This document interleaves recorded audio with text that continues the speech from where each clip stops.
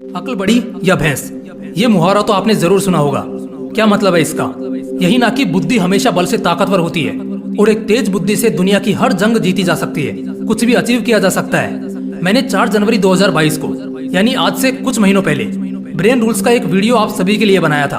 उस वीडियो पर आप सभी लोगों का बहुत ही अच्छा रेस्पॉन्स दिखा था और जिस वजह से आज उस वीडियो पर मिलियंस में व्यूज हैं और ये वाली वीडियो भी मिलियंस में जाने वाली है। जस्ट बिकॉज मैं आपको अगले 4 मिनट में 8 ऐसे मजेदार ब्रेन रूल्स बताने वाला हूँ जो अगर आपने फॉलो कर लिए तो आप बहुत ही स्मार्टली काम कर पाओगे, चीजों को ज्यादा समय तक याद रख पाओगे एंड हमेशा पॉजिटिव फील करोगे। एंड रूल नंबर 8 में मैं आपको ये भी बताऊंगा कि महिलाएं ज्यादा क्यों बोलती हैं। तो चलिए शुरू करते हैं। Rule number 1, brain power boosts by exercise.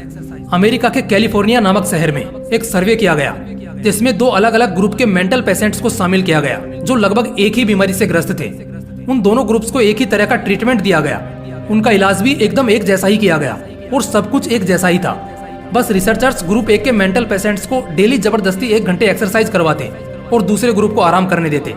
लगभग 1 साल बाद जो डाटा सामने निकल कर आया उसने सबको चौंका कर रख दिया।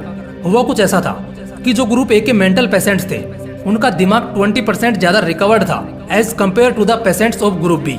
इससे क्या जानने को मिलता है? एक ही हालात, एक ही कंडीशन, एक ही बीमारी और एक ही जैसा ट्रीटमेंट, फर्क था तो बस कसरत का, जिससे ग्रुप ए के मरीज ज्यादा तेजी से रिकवर कर पाए। अब जरा आप ही सोचो कि जो दिमागी मरीज है अगर रेगुलर एक्सरसाइज से वो ठीक हो सकता है तो हम और आप तो पहले से ही मेंटली फिट हैं, तो हम कितना ज्यादा डेवलप हो जाएंगे। इसलिए दिमाग को डेवलप करने के लिए रेगुलर एक्सरसाइज जरूर करो। Rule number 2, survival. Medical science कहता है कि पूरे ब्रह्मांड के अंदर अगर कोई लिविंग ऑर्गन है जो सबसे ज्यादा सर्वाइव कर सकता है तो वो है हमारा और आपका ये ब्रेन।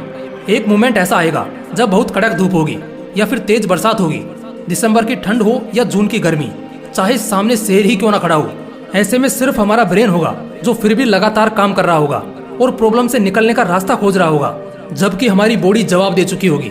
इस दुनिया में अगर किसी लिविंग ऑर्गन में सबसे ज्यादा सर्वाइविंग कैपेसिटी है तो वो है हमारा ब्रेन, जो कि मरने के 7 मिनट बाद तक भी जिंदा रहता है और हमारी जिंदगी के फ्लैशबैक को रिपीटेडली प्ले करता है, यानी कि मरने के बाद भी कुछ ना कुछ सोच रहा होता है। इसलिए अपने दिमाग को कभी भी कम आंकने की कोशिश मत करना। Rule number 3, wiring is far different. सबके पास हमारे जैसा दिमाग है, इनफैक्ट सबके पास दिमाग है, कोई बिना दिमाग के पैदा नहीं होता। मगर मैं आपको बता दूं कि सबके दिमाग की वायरिंग अलग अलग होती है।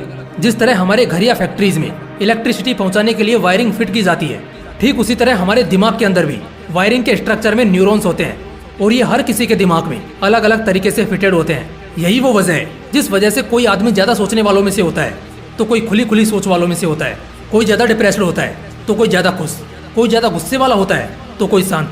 हमें लगभग 50% ये विरासत में मिलता है हमारे पेरेंट्स के द्वारा, लेकिन बहुत हद तक हम इसे योग और अध्ययन के जरिए कंट्रोल कर सकते हैं।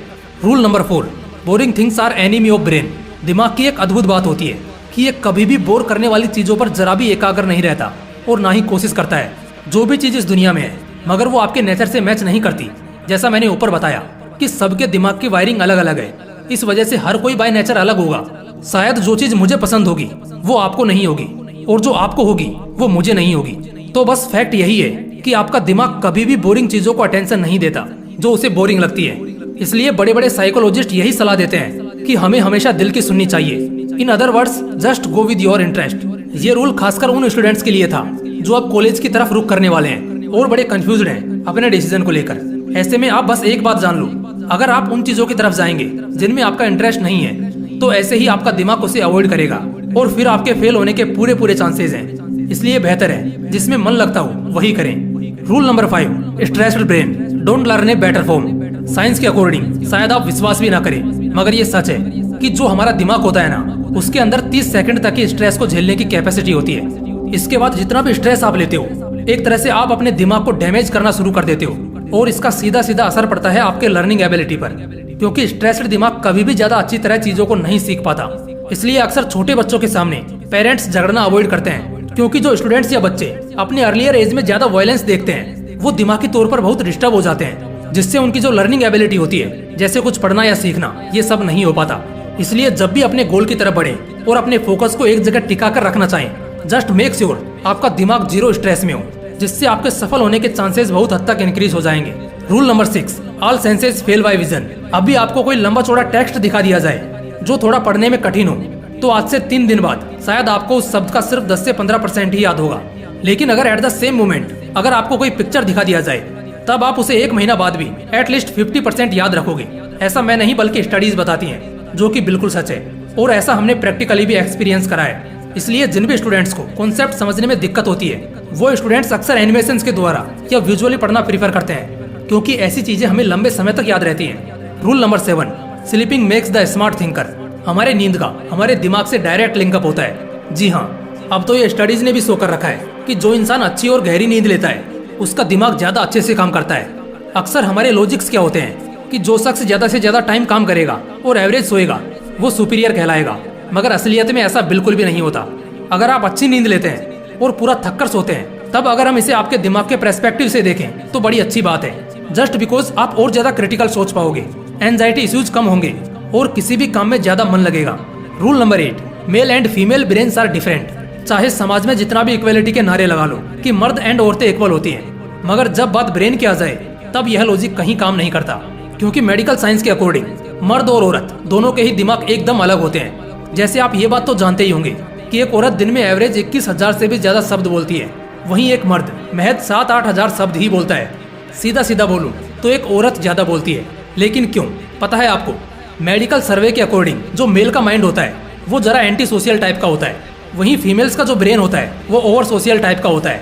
इसे मैं थोड़ा सिंपल करके बताता हूँ। दरअसल मर्द जो होते हैं वो खराब से खराब सिचुएशन में भी अपने रिएक्शन को ज्यादा डिस्क्लोज नहीं कर पाते, कम करते हैं। वहीं महिलाएं छोटी सी कंडीशन में भी ज्यादा पैनिक और ओवर रिएक्ट करती हैं। और साथ ही साथ ये भी बताया गया है कि महिलाओं को डिप्रेशन और एंजाइटी इश्यूज के बहुत ज्यादा कंप्लेंट्स होते हैं। और सर्वे के अकॉर्डिंग हर 2 में से 1 महिला डिप्रेशन या स्ट्रेस से गुजर रही होती है। तो दोस्तों, ये थे कुछ बड़े ही यूनिक और ट्विस्टिंग ब्रेन रूल्स, जिन्हें जानकर आपको जरूर मजा आया होगा और इन्हें आप अपनी प्रैक्टिकल लाइफ में खूबसूरत रिजल्ट्स पाने के लिए एग्जीक्यूट भी कर सकते हैं। फिर मिलते हैं अगली वीडियो में। जय हिंद, वंदे मातरम।